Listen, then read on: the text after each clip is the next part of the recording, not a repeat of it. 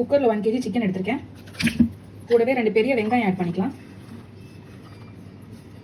சாப் பண்ணி வச்சிருக்கிற ஒரு தக்காளி, 2 tablespoon ginger garlic paste, 2 tablespoon chilli powder, 1 tablespoon coriander powder, 1/2 tablespoon garam masala, 1 teaspoon உப்பு, ஒரு 4 டேபிள் ஸ்பூன் அளவுக்கு ஆயிலும் சேர்த்துக்கலாம்.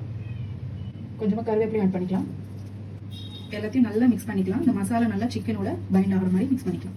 சிக்கன் நல்லா மிக்ஸ் ஆகிடுச்சு. இது கூட ஃபைனலாக ஒரு 1/2 கிளாஸ் தண்ணி மட்டும் ஆட் பண்ணிக்கலாம்.